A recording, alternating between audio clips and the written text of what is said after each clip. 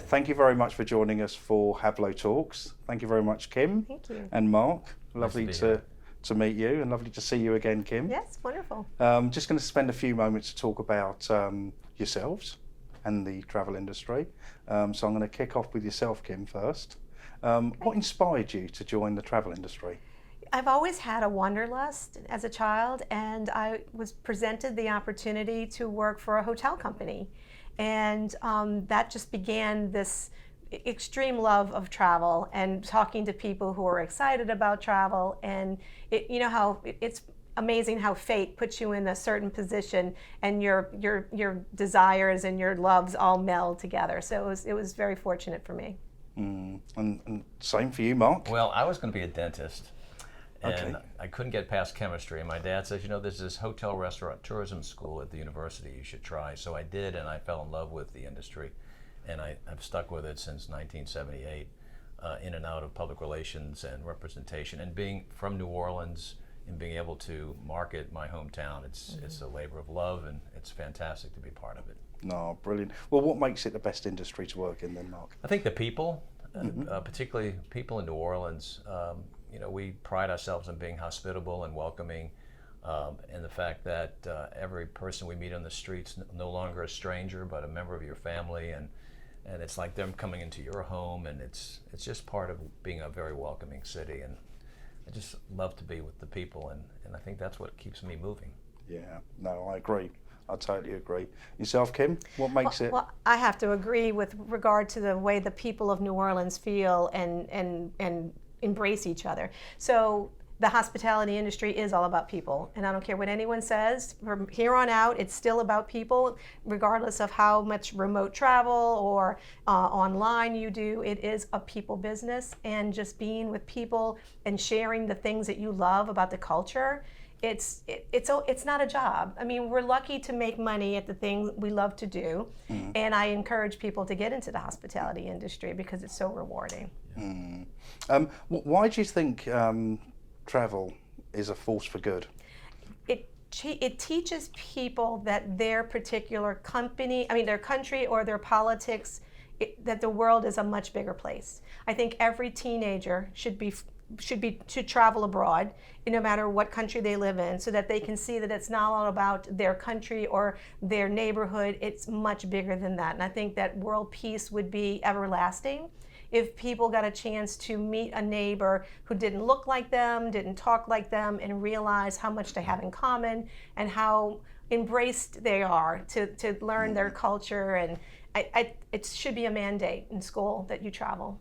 No, that's a good point, actually. Very good point. Same for you? Yeah, Mark? I totally agree with what Kim just said. The idea of exchange and being open to new ideas and new places, I think it's important to be able to get out and see the rest of the world so you have a better understanding of yourself as well, and to meet other people. You know, if we were all just hanging around people who look like ourselves and act like ourselves and do the things that we do, I think this would be a very boring world. And I think the fact that we can come across and visit people from around the world, and to New Orleans' point, being a city, a port city that has always welcomed people. We're on the Mississippi River, and for hundreds of years we've done that. And I think having that opportunity has made New Orleans stronger, the mix of culture, the mix of people that have come here. And I just think that's in our, sort of in our DNA to get out and to welcome people here, but also to get out in the rest of the world and experience. Right. Absolutely. Yeah, great. So, with travel in general, let's talk about your most memorable experience, Mark. Can you share it with us? I've been thinking about that question, and I have to say it's a recent one, and it has to do with what happens in London with the NFL bringing Saints and other games over here.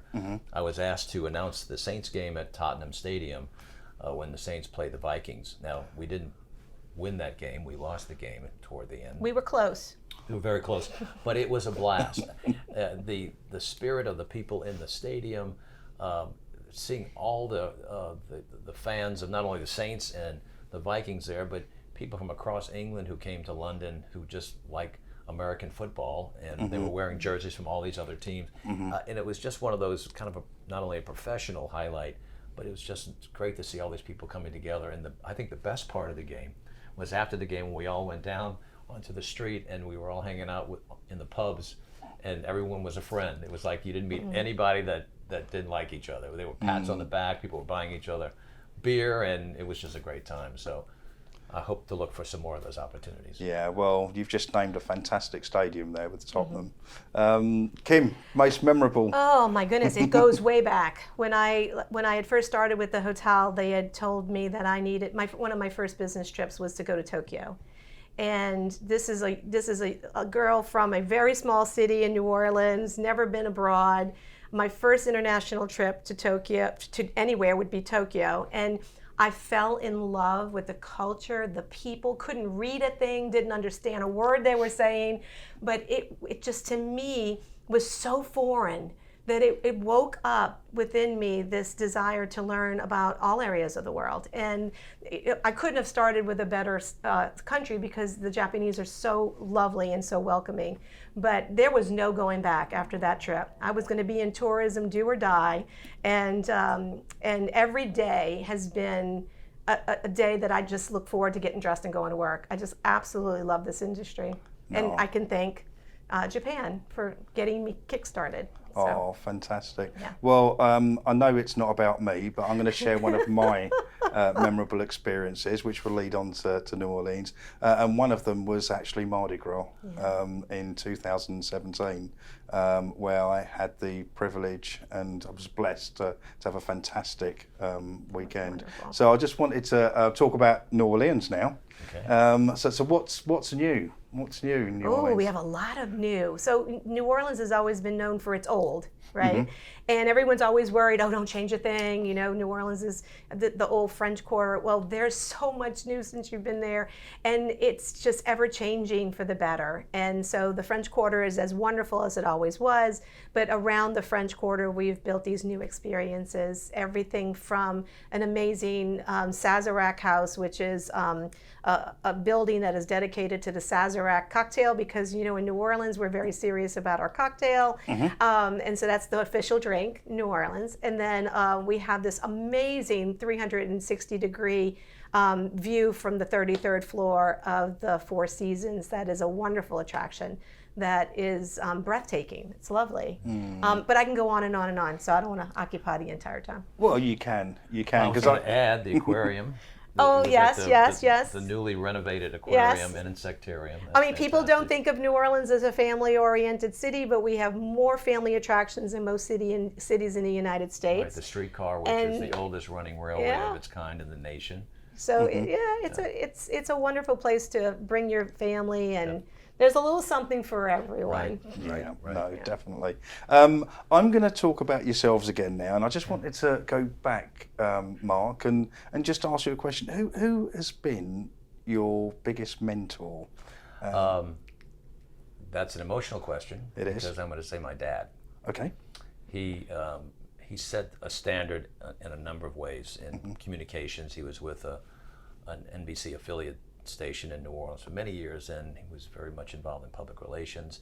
But most importantly to me, in my present side gig, I'll call it, he was the Saints announcer in the stadium for the New Orleans Saints for 44 years, and taught me how to try to bring your best, because it's all about the fans and making them have helping them have a great experience. So, but more than that, he volunteered in many organizations, nonprofits, and taught us the value of service beyond ourselves. And so I would tag my father, Jerry Romig, as my mentor. Okay, thank you. And I believe you followed suit as well with regards to announcements. In 2013, he retired, and I was blessed to be asked to do it. We sound alike. We joked when he was alive that we both have the same deviated septum in our noses, and so we have the same sound. So the Saints wanted to not change the sound in the dome to keep the fans excited and keep things consistent. So they asked me to do it, and so I've been doing it since 2013. So this will be my 11th season. In fact, I'm really looking forward to the St. Season starting. How fantastic. I can't go anywhere without people knowing who he is. It's exhausting. Being with a celebrity. I think they know my voice more. I have a voice for a stadium. Fantastic. And the same question for you, Kim. Who's been your biggest mentor? Oh my goodness. I had the opportunity when I was a very young girl, just getting into the industry at the hotel level, to work with a sales manager who, it's very rare for women to have been in leadership roles in hotels, even back when I started. And she was just a dynamo. And she counseled me about going after what I want, my dreams, and she gave me all this energy, and I just plowed through my career. I mean, I wouldn't take no for an answer, and I have to say, if it wasn't for her giving me the right to do that as a young woman in the industry and telling me not to listen to, all of the negatives about being a woman in the industry, I would not be here where I am today. And I really, to this day, we're very close friends. I still stay in touch with her. She's retired, but she really was a great mentor, for young women. And I hope that I have done the same over my career. So Kim is really the best in the industry as it relates to what she does, and she's been with the organization for 30 years. And yeah, she's such a great mentor for so many young people coming up in the industry. Yeah, no, I can totally believe that as well. Yeah, so it's, God molds you and takes you on certain paths, and you have to just follow and just give up and just do it. So. I agree. I'll travel international with her anytime. Brilliant. That's great. Brilliant. Thank you both so much for this. It was great seeing you again, Thank you Kim. very much. Thank you And so much, thanks very George. much, Mark. Thank you, sir.